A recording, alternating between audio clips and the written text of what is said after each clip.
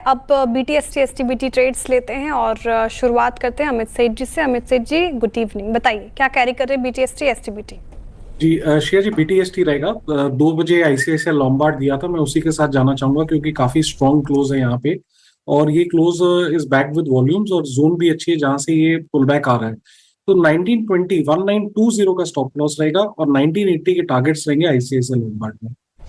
ICICI Lombard ये हो गई अमित सेठ जी की तरफ से पिक। गाबा सर क्या कैरी करें मंडे के लिए? वही मैक्स हेल्थ, बिल्कुल वो सेफ है यहाँ पर। ट्रेड करा 1233, बड़ा अपमूव मिला है तो, और 1250 टारगेट वही रहेगा। स्टॉप थोड़ा बढ़ जाएगा 1225 का, बस वही मैक्स हेल्थ करें। दोनों अमित जी और गाबा जी, दोनों जिन्होंने 2 बजे जो स्टॉक दिया था उसी को कैरी कर रहे हैं मंडे के लिए भी। आप बताइए मानस जी, आप क्या कैरी कर रहे हैं मंडे के लिए? देखिए मुश्किल है कोई ट्रेड लेना। जो रिकमेंडेशन पहले दिए थे उनमें से ही कोई लिया जा सकता है, ग्लेनमार्क या मन्नापुरम, क्योंकि दोनों के चार्ट्स काफी बेहतरीन लग रहे हैं। मन्नापुरम मैंने थोड़ी देर पहले मेंशन किया, तो ग्लेनमार्क पे ध्यान देना चाहिए। ग्लेनमार्क पे पोजीशन लेके जाया जा सकता है। 1649 के स्टॉप लॉस से पोजीशन को होल्ड करें या तो फ्रेश लॉन्ग बना ले, और 1710 तक के टारगेट पॉसिबल है ग्लेनमार्क में। ग्लेनमार्क हो गई मानस जी के पिक। शिल्पा जी आपका ट्रेड? हाँ जी अनुज जी, मैं भी जो मेरा फर्स्ट सेल कॉल था PNB हाउसिंग में, मैं उसी में कंटिन्यू करूंगी। अभी भी उसमें वो वही लेवल्स पे है, तो अगर कुछ अनफॉर्चुनेट सिनेरियो होता है तो इस सेल टारगेट आपको गेन्स देना चाहिए। PNB हाउसिंग फाइनेंस 2 बजे उन्होंने कहा था बिकवाली की राय, वही वो कैरी कर रही हैं। बहुत मुश्किल हो रहा है अभी मार्केट में ट्रेड लेना, रिस्की भी है। बताइए कविता जी, आप भी वही कैरी कर रही हैं, कुछ नया मिला आपको? मैं भी मुथूट फाइनेंस के साथ ही जाना चाहूंगी। इधर SBI कार्ड और मुथूट फाइनेंस जो हमने डिस्कस किए हैं उन्हें आप कैरी कर सकते हैं। No neutral. अरे वाह, ये सही है। सब दोपहर का ही कॉल कैरी कर रहे हैं, तो ये समय ट्रेड्स। राजेश जी आपने कुछ नया निकाला या फिर आप भी वही ट्रेड लेंगे, कैरी करेंगे? मुझे सच में डिफिकल्ट है, लेकिन क्योंकि 2 दिन की छुट्टी है तो ऑब्वियसली इतने बड़े इवेंट के सामने दूसरा आपका कॉल लेना थोड़ा डिफिकल्ट जा रहा है। लेकिन अगर कुछ लेके जाना है मैंने बाय साइड की position, then that will be IT। Infosys लेके जाऊंगा, 1600 प्राइस चल रहा है। स्टॉप लॉस होगा 1580 का, और यहाँ पे 1650 1660 का मेरा टारगेट होगा। ओके चलिए, कॉल सारी पूरी हुई। एक बार टाटा मोटर्स का इंट्राडे चार्ट दिखाइए। टाटा मोटर्स एक काफ़ी स्ट्रॉन्ग स्टॉक रहा है ऑफ लेट। मूडीज़ ने JLR की रेटिंग अपग्रेड की है।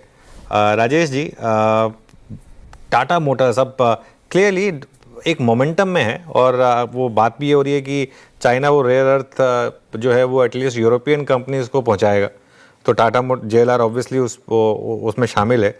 क्या यहाँ पर एक वापस एक पोजिशनल बाय बन रहा है टाटा मोटर्स में? अगर आप पिछले कुछ दिनों का चार्ट देखें, खराब खबर पर भी गिरता नहीं है ये मेरे लिए। राजेश अग्रवाल जी बिल्कुल।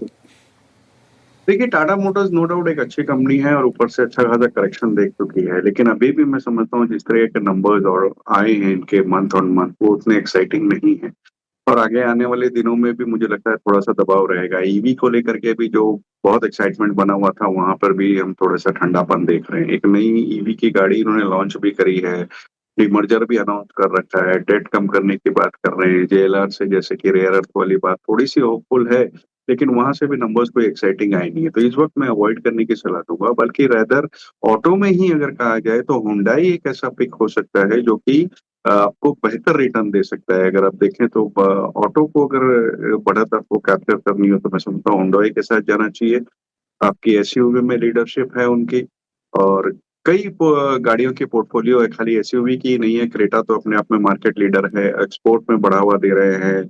उन्होंने जनरल मोटर्स का तालेगांव वाला प्लांट लिया जहां की 8 लाख की कैपेसिटी से अब वो करीब करीब 11.25 लाख तक की कैपेसिटी FY29 तक कर लेंगे। और सबसे अच्छी बात है कि 32,500 करोड़ का वो एक्सपेंशन कर रहे हैं जो टोटली इंटरनल एक्यूरल से होगा। और लिस्टिंग के बाद से स्टॉक ने कुछ करके नहीं दिया है। क्रेटा की जो EV आई है वो भी बाजार ने बहुत अच्छी तरीका से ली है, तो मुझे लगता है कि यहाँ पर एक अच्छा अपसाइड हो सकता है। ओके सुदीप जी बताइए आपकी रणनीति। पूजा जी, मुझे लग रहा है जो हिसाब से हम hospital stock, chain of stocks, जैसे हमने नारायण हृदयालय की बात की, एनएच की, अब एक दूसरा स्टॉक है सेम स्पेस से, वो अब रेडार पे आया है, Krishna institute of medical sciences, KIMS, KIMS। 678 680 का भाव है। पिछले अगर हम 3-4 महीनों का अगर ट्रेंड देखें तो स्टॉक में एक अच्छा मोमेंटम जरूर आया था, 550 550 के लेवल से 700 के लेवल तक। पर उसके बाद आखिरी के जो पिछले 6-7 सप्ताह है, वहां पे स्टॉक कंसोलिडेशन में चला गया था। और आज कंसोलिडेशन के बाद एक बढ़िया सा ब्रेकआउट हमें नजर आ रहा है। मुझे लग रहा है एक मोमेंटम यहाँ पे वापस लौट रहा है, जो पुराना तेजी का था और स्टॉक कंसोलिडेशन में चला गया था। तो ये लेवल पर और डिप्स पर खरीदारी करें। 650 का स्टॉप लॉस रखें, 720 का टारगेट। ओके, किम्स ये है वो स्टॉक्स 650 के स्टॉप लॉस के साथ करें आप खरीदारी। 680 के आसपास ये ट्रेड करता हुआ दिख रहा है।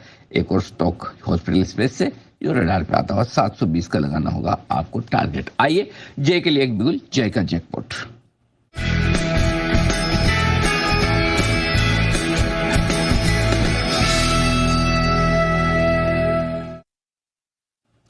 जय बताइए। एक बिकवाली की सलाह है। ये है एनसीसी के फ्यूचर्स में, ये ट्रेड कर रहा है 227 रुपए 85 पैसे पर, 83 पैसे पर, अगर 227.83 पर ट्रेड कर रहा है।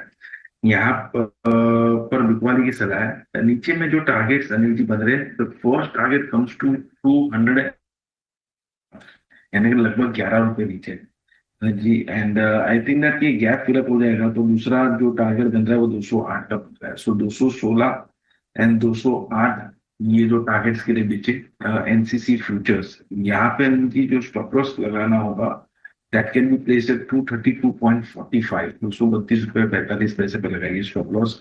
ओवरऑल मुझे लग रहा है कि इसका जो बाउंस था शॉर्ट टर्म में, that seems to have got over. और अब मेजर सपोर्ट एनर्जी मुझे 208 से लेकर 202 रुपए तक कोई नजर नहीं आ रहा है। Sort of form rounding pattern.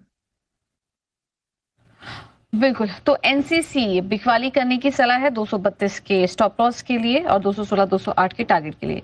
इस बीच विशेष जी नजर डालिए जरा नजारा टेक पर, यहाँ पर भी अच्छी तेजी बन रही है। स्टॉक अब 6.5% ऊपर आ चुका है, बढ़िया तेजी है। क्या करना चाहिए स्टॉक में? कोई बीटीएस ट्रेड ले सकते हैं? बिल्कुल ले सकते हैं पूजा जी। देखिए, बहुत ही आप ऐसा कह सकते हो कि लंबे कंसोलिडेशन और इंतजार के बाद में ये स्टॉक चला है। ये जो हाईज है ये ऑलमोस्ट 2022 के लेवल के आसपास के हैं। मुझे लगता है स्टॉक अगला जो लेवल है वो 1500 1700, क्योंकि 1700 इसका 2021 का है, हाई है। तो मुझे लग रहा है यहाँ पे बहुत ही आप ऐसा कह सकते हो लंबे समय बाद मूवमेंट है। और आज जो स्पेसिफिकली प्राइस एक्शन है उसमें 4.8 मिलियन शेयर। अब अगेन बंसल जी बोलेंगे 4.8 मिलियन क्यों बोला, तो क्योंकि मैं जो सॉफ्टवेयर देखता हूँ उसमें मिलियन में दिखाता है। तो बेसिकली बहुत अच्छा वॉल्यूम है। 1230 के स्टॉप लॉस से लॉन्ग रहना चाहिए। मुझे लगता है आने वाले सप्ताह में हम 1500 तो डेफिनेटली देख सकते हैं।